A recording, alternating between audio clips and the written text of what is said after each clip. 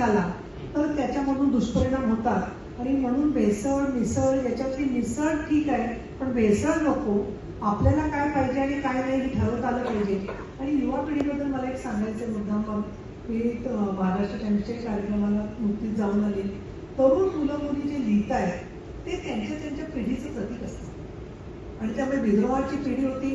आज बाहेरचा संदर्भ काय आहे? बाहेरचा संदर्भ सगळा आपण बघतोय की कोणा टीका करायची नाही पण रुबाबाच्या नावाखाली प्रेम आणि हिंसेचं उदात्तीकरण होतं. काही ठिकाणी आम्ही बघतोय की प्रेम आणि हिंसा ही दोन्हीही जी आहे ती एकाच हातात हात घालून जातात ते आपल्याला अनेक वेळेला दिसतंय. आणि म्हणून मला असं वाटतं की तरुण पिढी एक वाक्य विसरलेली नाही की प्रेम करावं, कुणावरही प्रेम करावं आणि ते प्रेम जे आहे तेच मानवता आणि विवाह संस्था आणि कुटुंब संस्था यांना वाचवणारी चीज आहे असं मला वाटतं.